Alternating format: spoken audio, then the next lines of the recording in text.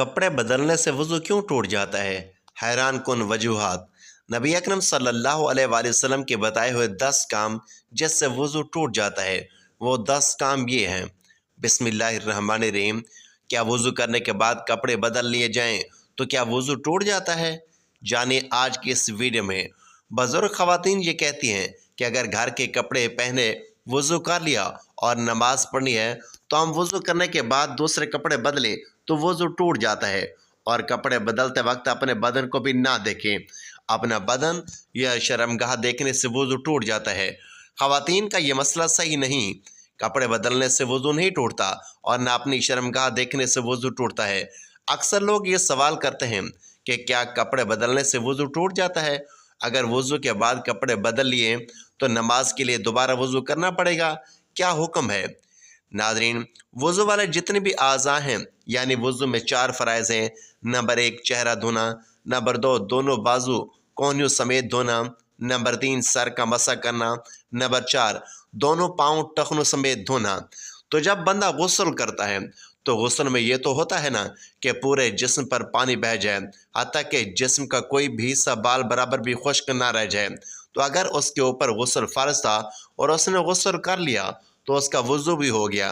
लेकिन अगर उसके ऊपर गुस्ल फ़र्ज नहीं था, वैसे ही नहा रहा है, तो अब भी अगर उसके वज़ू वाले अज़ा ये धुल जाएं तो उन पर पानी बह जाता है।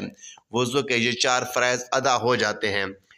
इसी वज़ू के साथ वो नमाज पढ़ सकता है। उसको दोबारा वज़ू करने की बिल्कुल ज़रूरत नहीं। बाज़ लोगों को इस हवाले से ये गलतफ़हमी होती है। वो ये समझते हैं कि जो शख्स बरना हो गया तो उसका वज़ू फ़ासिद हो गया। हालांकि ऐसा बिल्कुल नहीं है।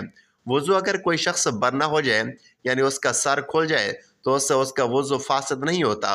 वज़ू उसका बाकी है। हाँ, सत्तर का दूसरों के सामने छुपाना ये फ़र्ज़ है, लेकिन इससे वज़ू फ़ासिद नहीं होता। अब अगर कोई शख्स बरना होकर गुस्ल करता है, नहाता है, तो उसका वज़ू बाकी है। हाँ, अगर उसके अलावा कोई और ऐसी चीज़ पेश आई जिससे वज़ू फ़ासिद हो जाता है, तब तो उसको वज़ू दोबारा करना पड़ेगा।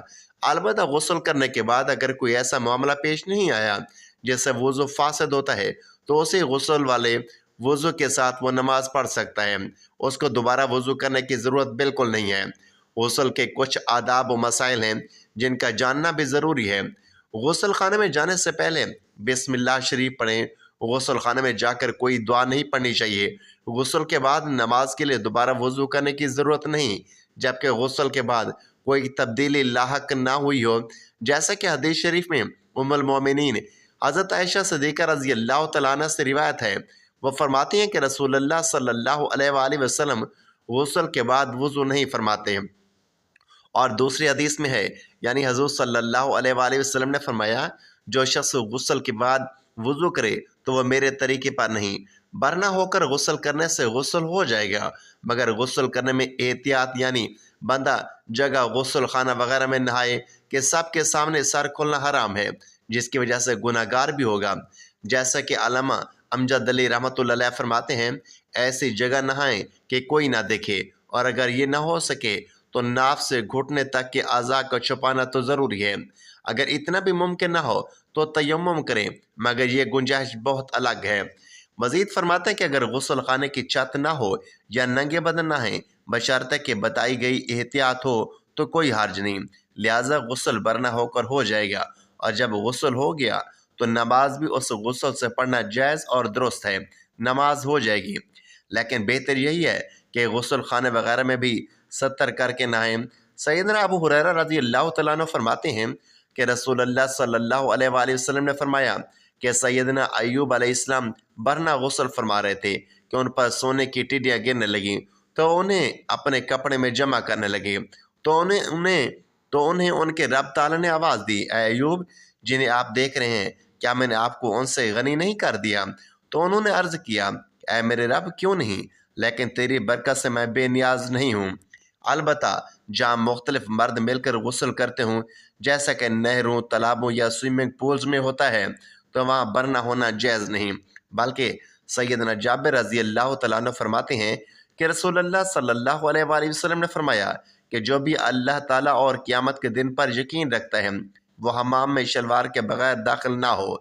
नाज़रीन, ایسی جگہ جہاں کسی کی نظر پڑنے کا اندیشہ نہ ہو، ورنہ غسل کرنے میں شرعاً کوئی حرج نہیں۔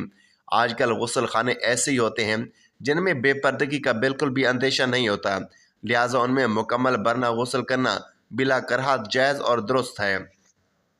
ستر کا ڈھکنا ضروری نہیں، کیونکہ حضرت موسیٰ علیہ السلام اور حضرت ایوب علیہ السلام کے برنا نہانے کی شہادت صحیح احادیث سے ثابت ہے۔ غسل سے پہلے وضو کر لینا مسنون ہے، چنانچہ جب پہلے وضو کیا جائے گا تو ظاہر آدمی برنا ہی رہے گا، جس سے معلوم ہوا کہ برنا ہونے سے وضو اور غسل پر کوئی فرق نہیں پڑتا۔ سیدنا ابو ہریرہ رضی اللہ تعالیٰ عنہ نبی کریم صلی اللہ علیہ وآلہ وسلم سے روایت کرتے ہیں کہ آپ صلی اللہ علیہ وآلہ وسلم نے فرمایا کہ بنی اسرائیل برنا غسل کیا کرتے تھے، ایک دوسرے کی طرف دیکھا کرتے تھے، اور موسیٰ علیہ السلام تنہا غسل کیا کرتے تھے۔ تو بنی اسرائیل نے کہا کہ واللہ موسیٰ علیہ السلام کو ہم لوگوں کے ہمراہ غسل کرنے سے سوا اس کے کچھ معنی نہیں کہ وہ فتق ایک قسم کی مردانہ بیماری میں مبتلا ہیں۔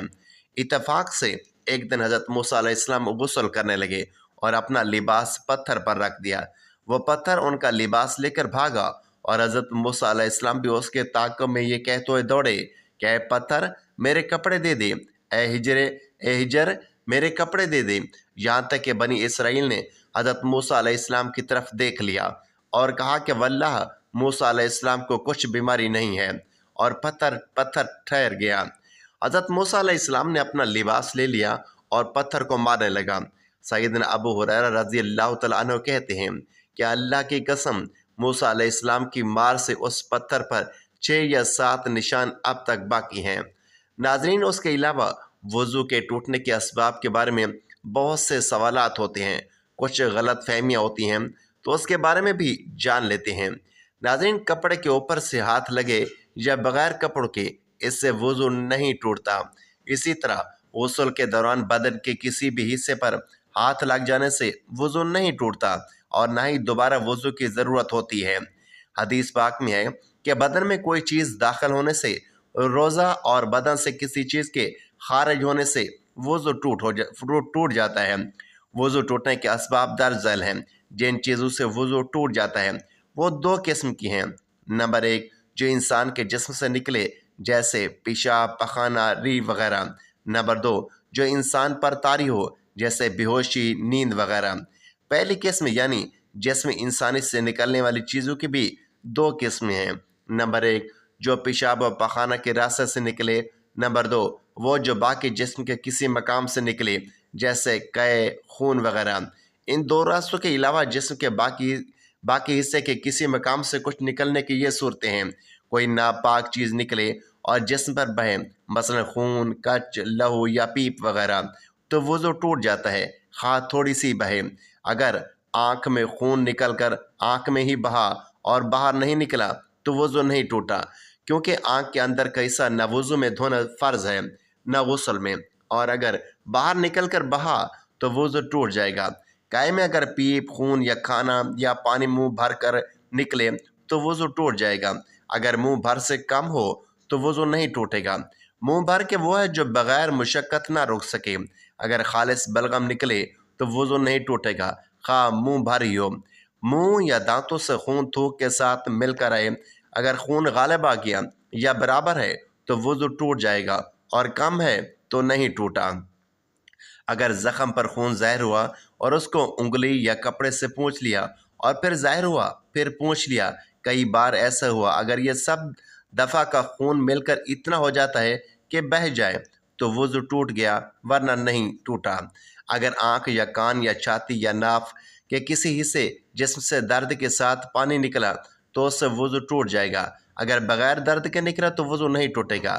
اگر آنکھ نہ دکھتی ہو، نہ اس میں کھٹک ہو، اور محض نزلے کی وجہ سے یا یوں ہی پانی بہے، آنسو نکل آئے، تو وضو نہیں ٹوٹے گا۔ اگر جمع ہوا خون مسور کے دانے کے برابر ناک صاف کرتے وقت نکلے تو وضو باقی رہا۔ وضو توڑنے والی دوسری قسم کی چیزیں یعنی جو انسان پر طاری ہوتی ہیں، اس کی یہ صورتیں ہیں۔ نمبر 1، نیند لیٹ کر سونا، خواہ چت ہو یا پٹ یا کروٹ پر یا تکیہ وغیرہ کے سہارے سے ہو، یا کسی اور شکل پر ہو جس سے سرین زمین سے جدا ہو جائے، یا صرف ایک سرین پر سہارا دے کر سو جائے تو وضو ٹوٹ جائے گا۔ سہارے کا مطلب یہ ہے کہ اگر سہارا ہٹا لیا جائے تو وہ گر پڑے اور سرین زمین سے جدا ہو جائے۔ اگر بغیر سہارا لیے کھڑے کھڑے یا بغیر سہارا لگائے بیٹھ کر سو جائے، یا نماز کی کسی حیت پر جو مردوں کے لیے مسنون ہو، مثلا سجدہ یا قعدہ میں مسنونہ حیت پر سو گیا، تو وضو نہیں ٹوٹے گا۔ اگر دونوں سرین پر بیٹھا ہے، گھٹنے کھڑے ہیں، ہاتھ پنڈلیوں پر لپٹے ہوئے ہیں اور سر گھٹنوں میں ہے، تو اس حالت میں سونے سے وضو نہیں ٹوٹے گا۔ نمبر 2، بے ہوشی، خواہ بیماری یا کسی اور وجہ سے ہو، مثلا غشی، جنون، مرگی اور نشہ وغیرہ سے بے ہوشی ہو جائے تو وضو ٹوٹ جاتا ہے، اگرچہ تھوڑی دیر ہی ہو۔ اس کی حد یہ ہے کہ اس کے پاؤں میں لرزش آ جائے۔ نمبر 3، نماز کے اندر کہا مرنا، یعنی اس طرح کھلکھلا کر ہنسنا کہ اس کے برابر والے سن لیں۔ کہا وضو اور نماز دونوں کو توڑتا ہے، خواہ عمدہ ہو یا سہوا۔ اگر نماز کے باہر کہا سے ہنسے تو وضو نہیں ٹوٹتا۔ نمبر 4، مباشرت فحشہ، یعنی عورت اور مرد کی شرمگاہوں کی اس طرح ملنا کہ ننگے ہوں تو وضو ٹوٹ جائے گا۔ اس کے علاوہ خون یا پیپ یا زرد پانی کہیں سے نکل کر بہا اور اس بہنے میں ایسی جگہ پہنچنے کی صلاحیت تھی جس کا وضو یا غسل میں دھونا فرض ہے، تو وضو جاتا رہا۔ اگر صرف چمکا یا ابھرا اور بہا نہیں، جیسے سوئی کی نوک یا چاقو کا کنارہ لگ جاتا ہے تو خون ابھرا یا چمک جاتا ہے، یا خلال کیا یا مسواک کی یا انگلی سے دانت یہ مانجے یا دانت سے کوئی چیز کاٹی، اس پر خون کا اثر پایا، یا ناک سے انگلی ڈالی، اس پر خون کی سرخی آ گئی مگر وہ خون بہنے کے قابل نہ تھا، تو وضو نہیں ٹوٹا۔ چھالا نوچ ڈالا، اگر اس میں پانی بہہ گیا، وضو جاتا رہا، ورنہ نہیں۔ ناظرین، بہت سی چیزیں ایسی ہیں جس سے وضو فاسد ہو جاتا ہے۔ وضو توڑنے والی چیزیں کون سی ہیں؟ آج میں آپ لوگوں کو بتانے جا رہا ہوں، اور یہ اس لیے کیونکہ طہارت نماز کی کنجی ہے۔ اگر آپ کی طہارت درست نہیں تو وضو درست ہی نہیں ہوگا، تو آپ کی نماز ہی نہیں ہوگی۔ پیشاب، پخانہ، ودی اسے کہتے ہیں جو بعض لوگوں کو بیماری ہوتی ہے کہ انہیں پیشاب کرنے کے بعد بھی قطرے آتے ہیں۔ لیسدار چپکا ہوا پانی ان کی شرمگاہوں سے نکلتا ہے کہ جس کی وجہ سے وضو ٹوٹ جاتا ہے اور ہمیں دوبارہ وضو کرنا پڑتا ہے۔ اور اسی طرح مزے نکلنے سے بھی وضو ٹوٹ جاتا ہے۔ مزے اسے کہتے ہیں جو شہوت کے وقت ذکر کے سرے پر لیسدار چپکتا ہوا پانی ہوتا ہے، اسے مزے کہتے ہیں۔ اور منی کے نکلنے سے غسل بھی فرض ہو جاتا ہے، اور وضو ہو تو وضو بھی ٹوٹ جاتا ہے۔ اور اس طرح کیڑا پتھری مرد یا عورت کے آگے یا پیچھے سے نکلے، ان سے وضو فاسد ہو جاتا ہے، وضو ٹوٹ جاتا ہے۔ ہوا خارج ہونے سے وضو ٹوٹ جاتا ہے۔ بغیر شرمگاہ کے علاوہ جسم کے کسی بھی حصے سے بہتی نجاست نکلے، اس سے وضو ٹوٹ جاتا ہے۔ کھانے پینے سے یا پھر کسی طرح کڑوے پانی کے منہ بھر کے کائے آنے سے بھی وضو فاسد ہو جاتا ہے، یعنی ایسی کائے کہ جس سے روکا نہ جا سکے، اس سے وضو فاسد ہو جاتا ہے۔ اور اسی طرح منہ سے خون نکلا، اگر خون تھوک پر غالب آ جائے تو پھر وضو توڑ دے گا، لیکن اگر تھوک غالب ہو جائے تو خون پر، تو پھر وضو نہیں ٹوٹے گا۔ اس کی شناخت کیا ہے کہ اگر تھوک جو ہے وہ سرخ ہو جائے تو اس سے خون غالب آ گیا، اور اگر تھوک زرد ہے تو اس سے مغلوب ہے، اس کی وجہ سے پھر وضو نہیں ٹوٹے گا۔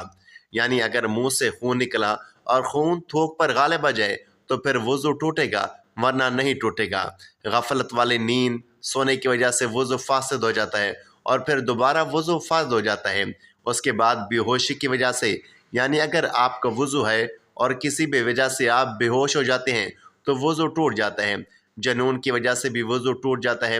جنون مطلب بہت زیادہ غصہ کرنا، کیونکہ غصہ حرام ہے اور شیطانی عمل بھی ہے، تو اس سے بھی وضو ٹوٹ جاتا ہے۔